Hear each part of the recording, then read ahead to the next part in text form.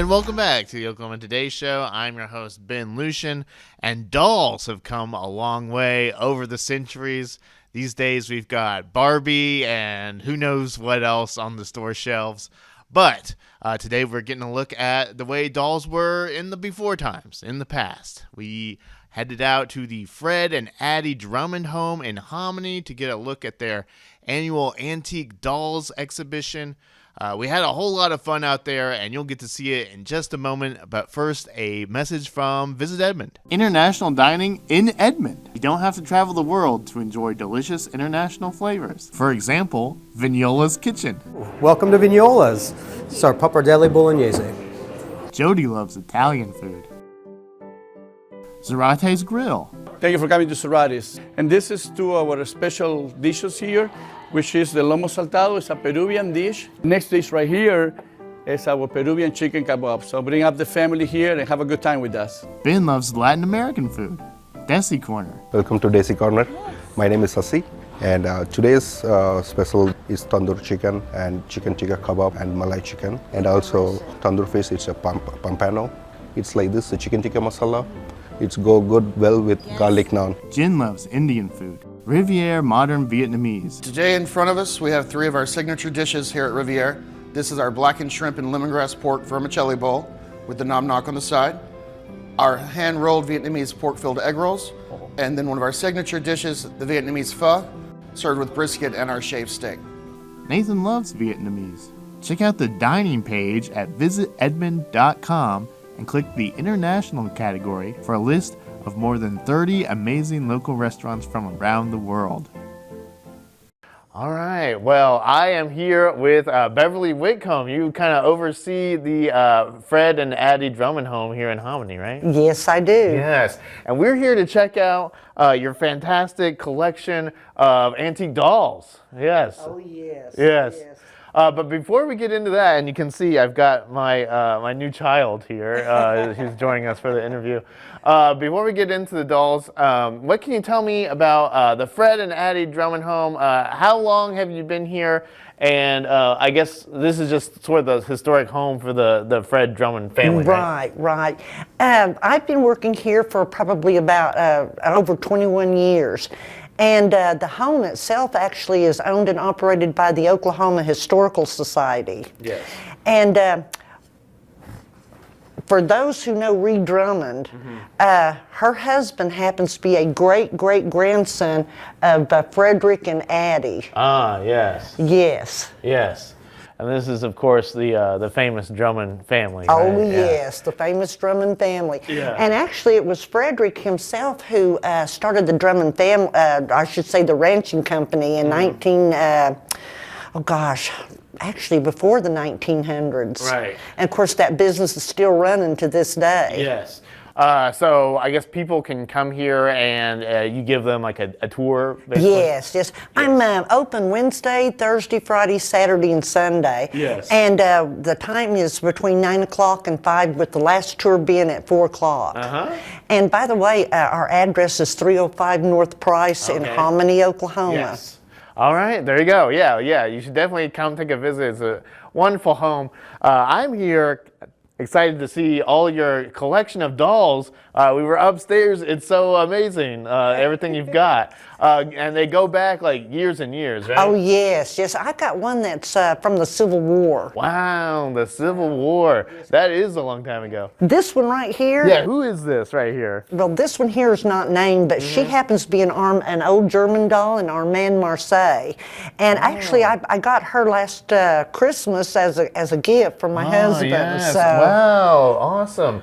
So you have just all sorts of like international dolls, like German, French. Yes, German, French. I've got the Dion quintuplets. I've got 11 sets of Little Women dolls. Wow, yes. So I've got of course the paper doll. We can't forget the paper doll. Well, okay, so give me the backstory of this is all your collection here on display at the Drummond home.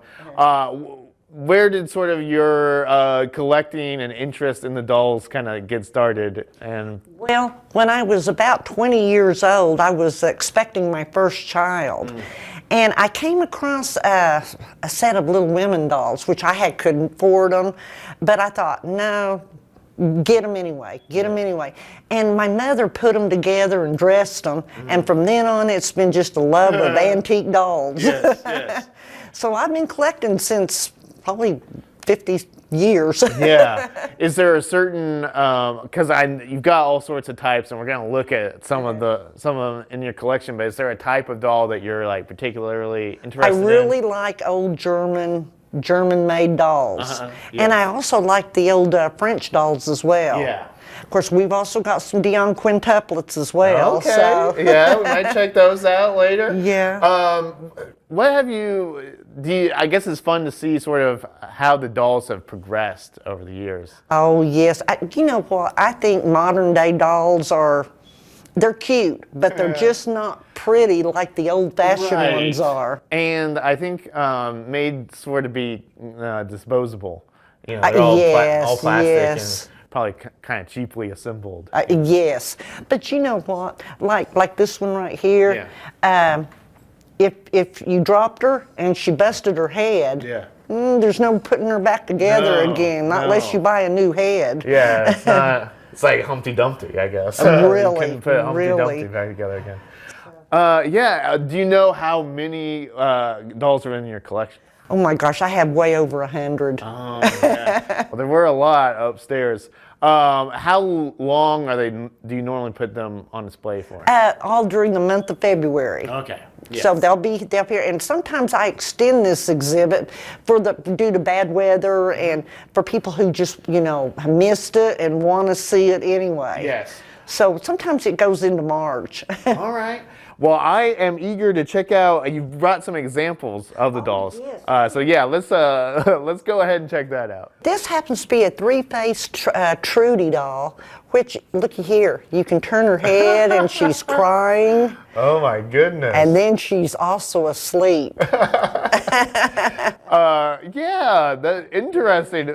Maybe just a little creepy, but but that is so cool. The way that they were able to, find a way to convey all these different emotions in one doll. Yes, and I think she's just adorable, Yes. adorable. And do you know? Is this from Germany also? Or? I think this one here is an American doll, but I think she come from probably the 1920s. Ah, yeah. Yes, Right. which when you get thinking of it, she's really over 100 years old. Yeah. And where Yes. did you find this? Actually, I bought her on eBay. eBay. Yeah. Yes. Yeah, I bet there's a big doll community on Oh, eBay. yes. Yeah. Oh, lots of sellers. And we also have an example here of a set of Little Women dolls. And of course, this is Meg, Joe, Beth, and Amy. And these actually come from the 1930s. Oh, okay. And they're Madame Alexander dolls. And of course, I bought these on eBay as well. Yes. What can you tell me about the Little Women dolls? Like how far back? Oh my gosh. Of course, Little Women dolls have come out, as soon as the book came out. Yeah. But there's Simon Halbig's, there's Madame Alexander's, there's all kinds of dolls. Yeah. But what you really want is Madame Alexander's. Okay. Yes. So those are like the big collectors. Oh, you bet, you bet. Well, I can see why they look so pretty.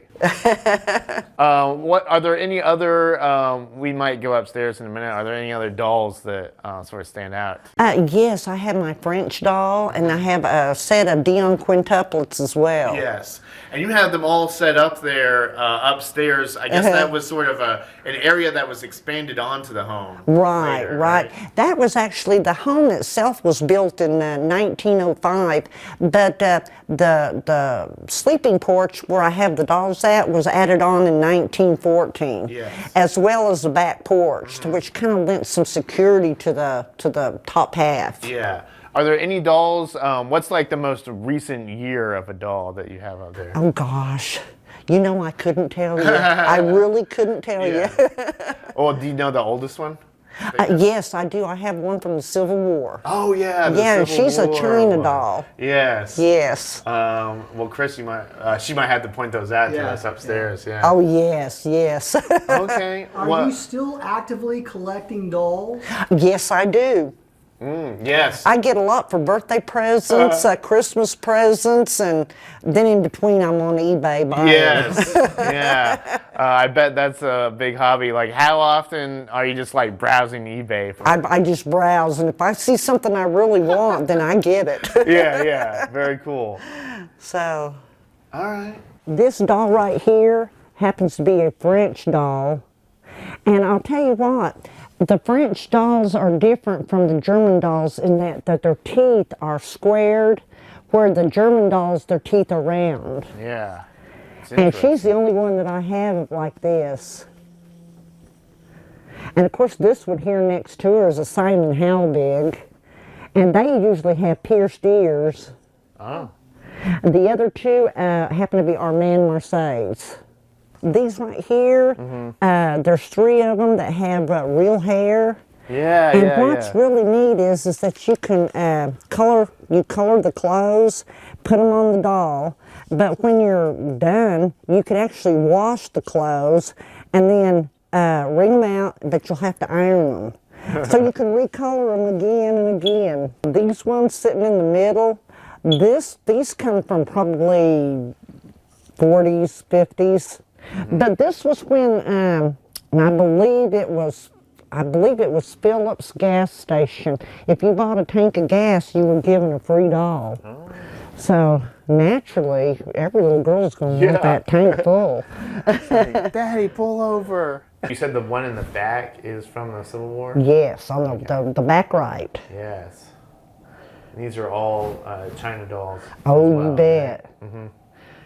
Those are real expensive. Yeah. Here, I'll show you this.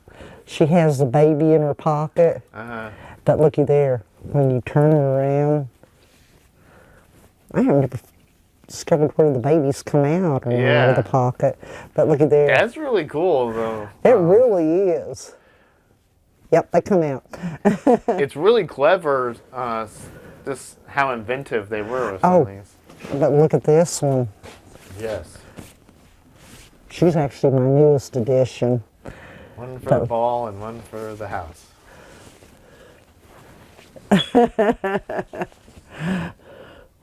The topsy-turvy doll. All right. Well, Beverly, thank you so much for showing us that amazing collection. Oh, you're welcome. You're welcome. And it's been a pleasure to have you come to the house. And just for people who want to come and check out the dolls, they can just come to the Fred and Addie Drummond home during the hours, I guess? Yes, between 9 o'clock and 5. All right, yeah. And you'll be here to show them everything? Bet. Yeah, absolutely. Well, Beverly, thank you so much. Oh, you're welcome. It's been a pleasure. Yes. Well, yeah, we had a whole lot of fun out at the Fred and Addie Drummond home there in Hominy. It was so nice of them to invite us to see the Vintage Dolls exhibition. I always see that, and this is my first time getting to finally experience it in person. And anytime you get to go to Osage County is a good Yes, day in Oklahoma. absolutely. Yeah. Osage County, a very beautiful up there. place. Yeah. Every time of the year. Well, this is the Oklahoma Today Show, and to my right, you see Nathan Gunner. To my left, Carly Ibarra. How is everyone doing today? Excellent. Happy to be here. Yes. Same. Yes, well, we're happy to have you here, Carly. Let's see. So, question of the week this time. We just got to see some amazing vintage dolls. And I'm a good fan of things that look cool in the past. Vintage is obviously a big deal these days. So our question of the week this time is, what is something made long ago that you still think is really cool today? Nathan, what did you have thoughts on this? Sedimentary rock. Hey, not a bad one. No, well, yes, sedimentary rock is very cool, Yes. but no shade against sedimentary rock.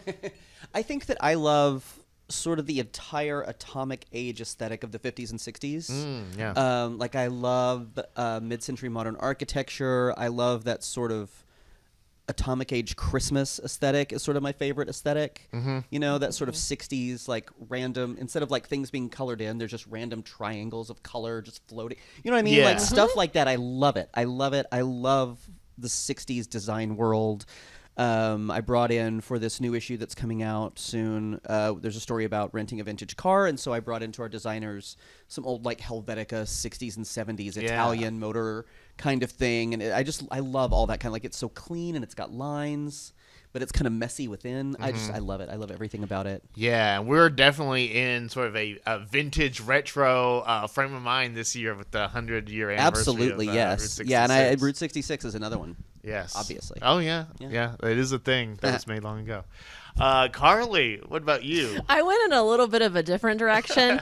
My favorite painting of all time is Judith beheading Holofernes by Artemisia Gentileschi. Wow. I love it so much. We can't show it because it's a little bit violent, but it is so cool, and it was painted in 1620, and it's still like I love other paintings, obviously, but I have never seen one that exceeded that one in coolness. It's a great painting. You are right. Yeah. And didn't Kehinde Wiley do a version of it that was really cool too? Yeah. And also, a lot of people think that it's Caravaggio that painted it, but it was actually his kind of protege. So that's really cool. Okay. I think. Yeah. Cool. That's Well, good. Today I learned. What about you, Ben? Yes. I need to think about what my favorite painting would be. There's a few Future question of the week candidates, in there. but yeah, I'll ponder on that for a while. Well, in my apartment right now are some vintage, some old. I don't know how old, some old beer steins from Germany. That's cool. That were in my grandfather's house before he passed away, and then I was like, hey, is anyone gonna like take these? And no one said anything. So they're just like etched and like hand painted. It's like really beautiful. So that's something I thought of. And another thing, I think people who have been listening to the show for a while probably know I'm a collector of like vinyl records. Oh yeah. That whole like technology is really, I'm like low-key fascinated with it. And I just think that physical media, I mean, I wish we brought it back more. It's nice to have a token of the thing that you love to just hold in your hands. I don't know. I think Brian and I were talking about this recently about how the great thing and the frustrating thing about physical media was that you had to make choices. Yeah. Like, because you had to buy them all into, as opposed to now when if you want to hear a song, you can hear it. Yeah, period. exactly. But back then it was like, okay, I like this album. I like you really had to pick and you really had to know what you wanted and what you liked Right. a lot clearer, because there was there's $30 there and it buys maybe 3 CDs if you're lucky. So yeah, it's a hard thing. Or the same thing with movies, right? Like, and it's still a little bit this way because you'd have to pay for them, but like you had to really like pick and choose what movies you were going to buy, what you were going to see. It just made things a little bit more. You had to be more discerning, I guess. Yeah. Basically, I started collecting records just so that when I die, people can be like, "Wow, what a cool guy." No, but also sometimes like And won't that be satisfying for you? Exactly. Sometimes companies have like disputes over ownership rights or something like that, and they'll pull like this happens with movies a lot where they'll pull them from streaming, and so you might be ensuring that you have access to that to the music or to those movies or whatever. So there definitely are some benefits. Yes, for sure. That's a good answer. Yeah, well, those were some fun things. What are the old things that you still admire today? There's a reason we have the saying, they don't make them like they used to. Don't say any names. Don't be nice. I thought about saying Philip, but I was like, No, that we're going with man-made objects. Be nice. Oklahoma Standard. Absolutely. And we will be right back with Podvents. In Oklahoma, arts play an essential role in bringing communities together, enhancing quality of life for Oklahomans, and positively impacting our economy. The Oklahoma Visual Arts Coalition is a nonprofit that helps develop the Oklahoma visual arts community through education, promotion, connection, and funding. Since 1988, OVAC has worked closely with Oklahoma artists, educators, organizations, and communities to ensure visibility and opportunity while promoting public interest in the arts across the state. To learn more about how the Oklahoma Visual Arts Coalition supports artists and to personally contribute to a growing Oklahoma arts scene, visit ovac-ok.org or follow OVAC on Instagram, Facebook, and Blue Sky. We are back once again for Podvents. This is a part of the show where we go through the travelok.com event calendar and pick out a few of our favorite gyms. Carly, you look ready to go. Oh, I'm so ready.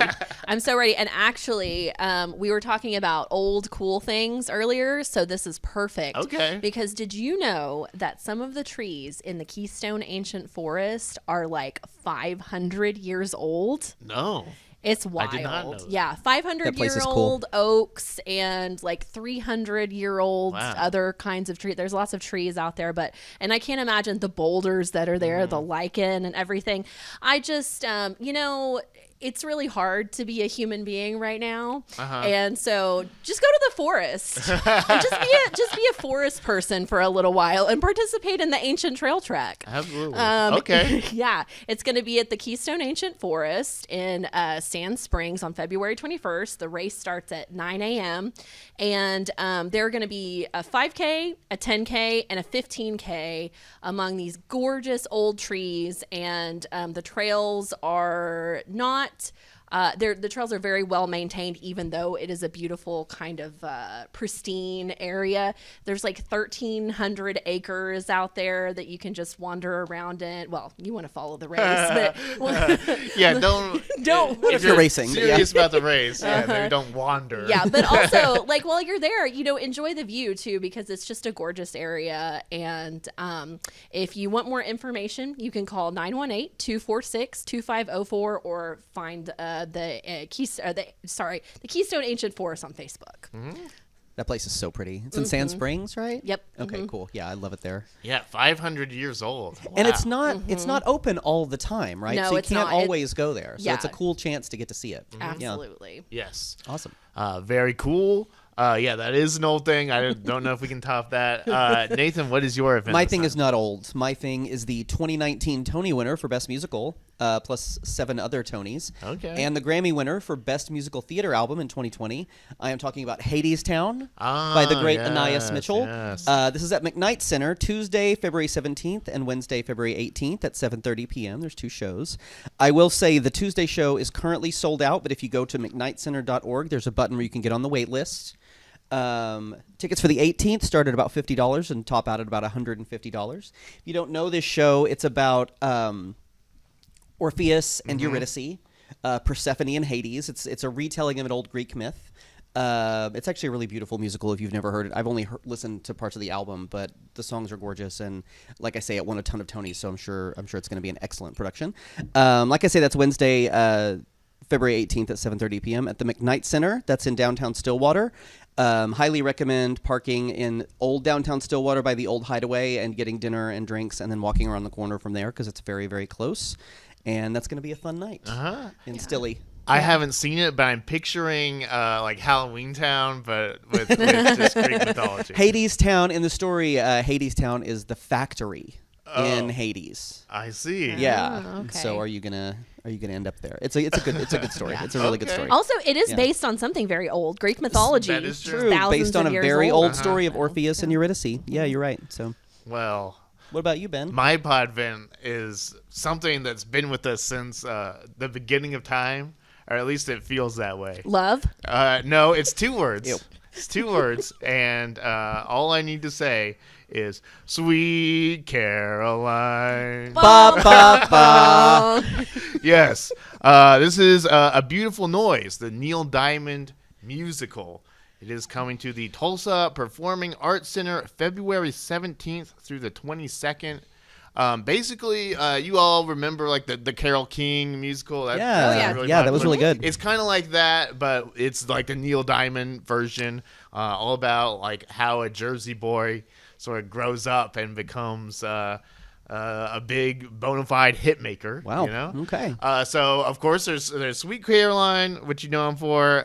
He was kind of the original, sort of, you know how Phil Collins did all the Disney Tarzan stuff. I mean, he had Heartline with E.T. Yep, I remember that. remember that song. Of course, You Don't Bring Me Flowers, the Barbra Streisand duet, a big one. America, Coming to America, yeah, big one. Yep. So all sorts of great hits from Neil Diamond. There's several shows going on. If you want to get tickets, you can visit tulsapac.com, and they'll be available there. TPAC's always a good place to see a show. Yes, absolutely. Well, we will be right back with star of the show. Who's it going to be? You'll have to come back and find out. Hello, I'm Thunder. Subscribe to the Oklahoma Today magazine. All right, and we are back for star of the show, and I have to give it, of course, to the Fred and Addie Drummond home. We had a great time out there, and I finally got to see the vintage doll exhibit, which I've been seeing on Travel OK for years, I think. So, dream come true for me. But that's actually all the time we've got for you this week. This has been the show known from here to Pawhuska, home of the beautiful Osage Hills State Park, as the Oklahoma Today Show. Head to oklahomatoday.com or pick up our latest issue on newsstands right now. Send your feedback to oktpod@travelok.com, and we'll talk to you again next week. Goodbye.